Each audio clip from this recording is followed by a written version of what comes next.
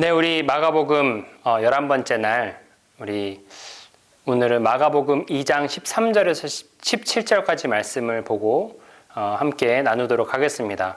우리 저번에 제가 말씀드렸던 것처럼 제가 말씀을 한 구절 한 구절 읽지는 않겠지만 여러분들이 말씀을 먼저 한번 읽어보시고 2장 13절에서부터 17절까지 말씀을 한번 읽어보시고 그 다음에 말씀을 같이 공부하면 좋을 것 같습니다. 말씀을 공부하는 것도 중요하지만 말씀을 읽는 것이 저는 진짜 훨씬 더 중요하다고 생각합니다. 말씀을 읽을 때 하나님께서 우리에게 주시는 은혜와 감동이 있을 것이에요. 그래서 먼저 읽어보시고 그 다음에 우리 함께 말씀을 보도록 하겠습니다. 그 처음에 제자들을 부르시던 장면 기억나시죠? 처음에 제자들은 모두 어부였습니다. 어부들을 생각해 본다면 어찌 보면 그들은 바닷가에서 어업을 하는 일반적인 그런 서민들을 대표하는 이미지라고 생각할 수 있을 것이에요. 그래서 어부라고 하면은 그래, 우리 동료들, 동포들, 나와 함께하는 사람들, 그 사람들이 바로 제자가 될 수 있구나 라는 그런 생각을 했을 것입니다. 그러면 마찬가지로 나도 제자로서 부름을 받을 수 있겠구나 라고 마가 공동체 사람들은 생각했을 것이에요. 하지만 오늘 제자로 부르신 레위라는 인물은 그 보통의 일반 사람들과는 좀 다른 사람입니다. 레위는 세금을 걷는 사람이었어요. 세금을 걷는데 어떻게 걷냐면 막 집에 찾아가서 징수하고 그런 게 아니라 우리 보면은 톨 있죠? 그러니까 어떤 부스 안에 들어가가지고 그 안에서 사람들이 지나갈 때마다 통행세를 받고 물건에 대한 관세를 받고 그런 세금을 매겨서 하는 그런 사람이었습니다. 레위라는 이름을 듣고 이 사람이 예수님의 제자가 맞나? 예수님의 제자 중에 레위라는 사람이 있었나? 라고 생각하는 분들이 있을지 모르겠습니다. 왜냐면 레위는 일반적인 목록에는 안 나오거든요. 제자 목록에 나오지 않거든요. 왜냐면 마가복음과 누가복음에는 레위에 대해서 나오지만 마태복음에 그리고 사도행전에는 레위 대신에 마태라는 이름으로 나옵니다. 왜 이름이 바뀌었는지 정확히는 알 수는 없을 것 같아요. 그렇지만 다들 같은 사람이었을 것이다 라고 생각을 하면 될 것 같습니다. 그래서 레위는 세금 걷는 사람이라고 했어요. 그러면 그 세금을 걷었어요. 걷어가지고 누구에게 줄까요? 이 세금을 걷어서 레위라는 사람, 텍스 컬렉터들은 바로 로마에 그 세금을 주는 사람들이었습니다. 레위가 그렇게 했는지는 정확히는 알 수 없지만 그 로마의 텍스 컬렉터들은 세리들은 로마에서 정해준 그 세금을 채워서 보내주기만 하면 나머지는 자신들이 챙길 수 있는 그런 시스템이었습니다. 그런 직업이었어요. 그래서 세율을 만약에 내가 로마에서 부과한 것보다 조금 더 높게 잡아서 나머지를 내가 챙긴다고 하면 굉장히 이윤을 많이 남길 수도 있는 그런 시스템이었다고 합니다.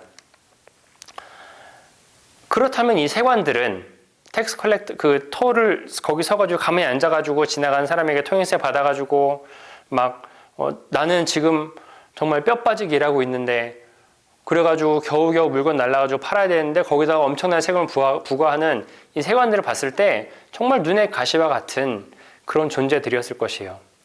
더군다나 그것을 우리를 위해 쓰는 것이 아니라 로마에게 갖다 주는 거예요. 로마 정부에 갖다 주는 거예요. 폭리를 취하고 자신의 등골을 빼먹고 또 그것들을 로마에 갖다 주고 그런 사람이 얼마나 얄미웠겠습니까? 이 마가복음을 처음 듣는 독자들도 그렇지 않았을까요? 레위라고 하는 세리를 불렀다. 그러자 레위가 따라왔다. 그 얘기를 들었을 때 세리? 세금 걷는 그 사람?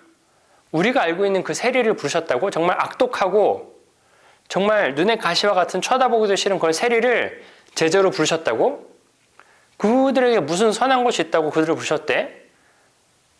왜냐하면 세리는 그 제자들에게 일반 사람들에게 그런 존재였거든요. 마치 우리 입장에서는 일제시대에 일본에게 잘 보이기 위해서 정말 애쓰고 일반 백성들의 그런 고혈을 빨아먹는 그런 이미지의 사람이었을지도 모르겠습니다. 그런 사람이 제자가 된다고 생각해보세요. 막 친일 행각을 하던 그런 사람이 예수 그리스도의 제자가 된다라고 생각해보세요. 더 나아가서 우리 13절 말씀 하나 볼까요? 13절 말씀에 이렇게 써 있습니다. 예수께서 그의 집에서 음식을 잡수시는데 많은 세리와 죄인들도 예수와 그의 제자들과 한 자리에 있었다. 그런 사람들이 많이 있었는데 그들이 예수를 따라왔던 것이다. 이게 무슨 상황이냐면요. 레위를 따라오라고 제자로 부르셨어요. 그리고 나서 레위의 집으로 갑니다. 그런데 레위의 집에 가니까요. 거기에는 많은 세리들과 또 죄인들이 있었다고 나와 있네요. 무슨 말이냐면 레위의 본성은 모르겠어요. 하지만 그가 살아가던 모습은, 살아가던 행태는 그들과 똑같이 살아가고 있었다는 것입니다. 다른 폭리를 취한 세리들과 그리고 죄인들과, 여기서 죄인이라고 하면은 그 모세의 율법을 따르지 않는 사람들, 그러니까 자기 멋대로 살아가는 사람들 말하는 거예요. 다른 이스라엘 사람들이 그 모세의 율법을 따라서 살아가려고 율법을 지키며 살아가고 있다면 뭐 그런 거 개나 줘버려 하면서 그 사람들을 따르지 않고 그 율법을 따르지 않고 자기 마음대로 살았던 사람들을 죄인이라고 하고 있습니다. 레위도 그런 사람들 중에 하나였고 그들과 함께 어울리며 살았던 그런 사람이었다는 거죠. 심지어 그 이름 레위에서 보자면 레위 딱 하면은 구약에서 생각나는 게 뭐가 있죠? 레위 지파. 그렇죠? 그 당시에 레위라는 이름은 사실 굉장히 많았다고 해요. 레위라는 이름이 많이 쓰였다고 합니다.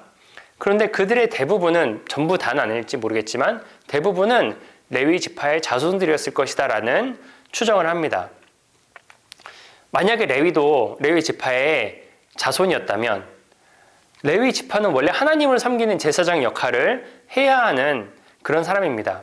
그런데 하나님을 섬기지 않고 바로 로마의 왕을 섬기는 일, 하나님께서 나에게 맡겨주신 그 일에 정반대의 일을 하고 있는 사람이었다는 것이에요.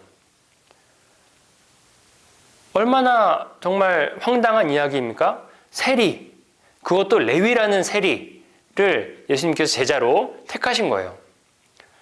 거기에 제자들도 함께 그 자리에 앉아 있었다라고 얘기합니다. 제자들이 당연히 예수님을 따라가고 있었겠죠. 그런데 레위를 부르시니까는 저 세관을 왜 부르시지? 라고 얘기했는데 그 사람들의 집에 가서 같이 식사를 하고 같이 있는 거예요. 제자들도 당연히 예수를 따라가다 보니까 그들과 함께 가게 됐겠죠. 아마도 제자들도 제 생각엔 굉장히 불편했을 것 같습니다. 내가 생각했던 거는 이런 게 아닌데 내가 왜 지금 이 자리에 와 있지? 나는 분명 예수님이 정말 선한 분이고 좋은 분이고 새로운 가르침을 주시는 분이라고 해서 같이 가고 있는데 내가 왜 지금 어쩌다 보니까 이 자리, 죄인들이 있는 소굴에 내가 여기에 와 있지? 정말 마음이 불편했을 것 같아요. 그런데 그런 제자들에게 바리새파 율법학자들이 물어봅니다. 우리 16절에 보면 이렇게 써 있습니다. 바리새파 율법학자들이 예수가 죄인들과 세리들과 함께 음식을 잡수시는 것을 보고 예수의 제자들에게 말하였다. 저 사람은 세리들과 죄인들과 어울려서 음식을 먹습니까? 안 그래도 불편한 마음을 가지고 있는데 막 좌불안석이에요. 내가 지금 여기 왜 있나?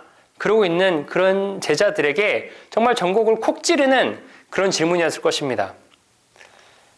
안 그렇겠습니까? 생각해 보세요. 혹은 제가 아니더라도 여러분이 존경하는 어떤 목사님, 목회자 한 분이 그분과 함께 성경 공부를 하러 가던 중이었어요. 그런데 가다가 보니까 교회랑은 전혀 거리가 멀어 보이는 그런 엄청 양아치 같은 그런 사람을 갑자기 그 목사님이 부르시는 거예요. 부르셔가지고 너도 같이 공부하러 가자라고 이야기하십니다. 분명히 나는 이 목사님과 정말 말씀을 나누면서 목사님에게 성경 공부를 하면서 정말 내 마음 가운데 오늘 조금이라도 더 예수님에 대해서 배워야지, 성경에 대해서 배워야지, 말씀에 대해서 배워야지 라고 생각했는데 이런 거에 전혀 관심 없어 보이는 그런 한 사람을 택해가지고 같이 가자 그런 거예요. 그리고 나는 목사님 집으로 갈 줄 알았는데 목사님 집이 아니라 그 친구, 정말 양아치 같은 그 친구의 집에 가서 같이 공부를 하자는 겁니다. 내가 이 사람이랑 거길 왜 가야 되지? 그런 생각이 분명히 들었을 것 같아요. 그런데 가보니까 한술 더 떠서 엎친 데 덮친 격이라고 불량배처럼 보이는 그런 사람들이 여럿 앉아 있었어요. 정말 눈도 마주치기 싫은 그런 사람들이 거기 막 앉아 있습니다. 그래서 거기서 같이 식사를 하자 가니까는 난 분명히 이 목사님과 함께 있고 싶은데 어쩌겠습니까? 같이 있어야지. 그래서 밥을 먹고 있는데 이런 분위기에서 정말 밥이 입으로 넘어가는지 코로 넘어가는지 정말 모르고 겨우겨우 막 식사를 하고 있어요.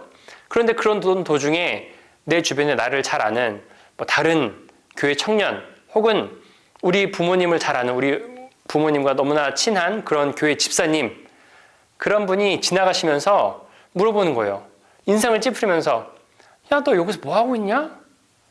야, 저분 너네 목사님 아니야? 저분 원래 이런 데 잘 다니시니? 원래 이런 데 다니는 거 좋아하셔? 이렇게 물어본다면 뭐라고 대답할 수 있을까요? 정말 막 등에 식은땀이 막 삐질삐질 나는 그런 상황이 아닐까요? 그런 상황에서 바리새인들이 똑같이 물어봤어요. 물어본 그런 상황에서 예수님이 말씀하셨습니다. 예수께서 그 말을 들으시고 그들에게 말씀하셨다. 건강한 사람에게는 의사가 필요하지 않으나 병든 사람에게는 필요하다. 나는 의인을 부르러 온 것이 아니라 죄인을 부르러 왔다.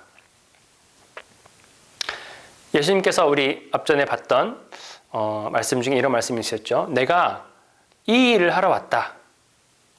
그 이 일, 복음 전하고 말씀 전하고 또 귀신을 내어 쫓고 또 사람들을 치유하고 그 일을 하러 왔는데 그 타겟이 조금 더 누구인지 명확하게 드러납니다. 건강한 사람이 아니라 병든 사람, 의인이 아니라 죄인을 위해 오셨다는 것입니다. 우리는 때로 신앙생활을 하다 보면 그렇게 생각할 때가 있을 것 같아요. 내 자신이 꽤나 괜찮은 사람처럼 보일 때가 있을 것 같습니다. 그리고 내 주위에 나보다 신앙생활을 제대로 하지 않는 사람이라든지 아니면 사회적으로 뭔가 실패하거나 좀 떨어지거나 잘못된 길을 가는 사람들을 보면 함께하기를 꺼려 하는 것이 어쩌면 우리의 마음, 우리 안에 새겨져 있는 본능일 수도 있겠어요. 나는 저들과 달라. 나는 좀 더 깨끗한 사람으로 살아가야지. 저들과 어울리면 나도 더러워질 거야. 근데 이거는 예수님 원하는 바가 아닐 거야. 예수님은 내가 계속 이렇게 깨끗한 사람으로 남아있기를 원할 거야. 물론 그러시겠죠. 그런데 예수님은 그러지 않으셨어요. 그렇다면 제자들 또한 그렇게 살지 말아야 합니다.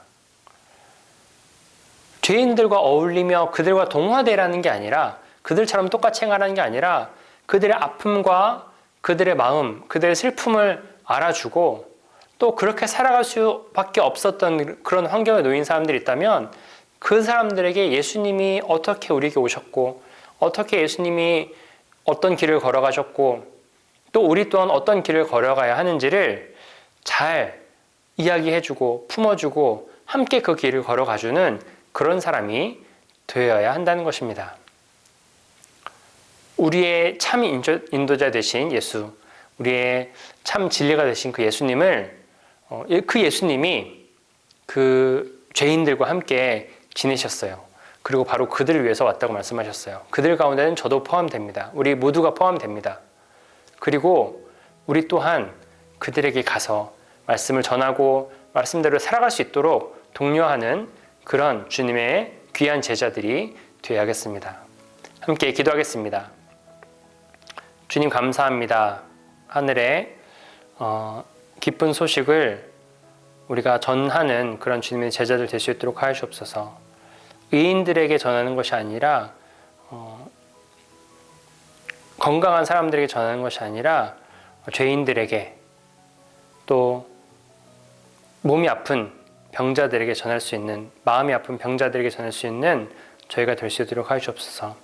우리에게는 능력이 없지만 주님 주신 그 능력으로 주님 주신 지혜로 주님 주시는 사랑으로 우리가 품을 수 있게 하시고 사랑할 수 있게 하시고 그들을 위해서 더욱더 우리의 마음을 다해 기도할 수 있는 제가 될 수 있도록 하여 주옵소서.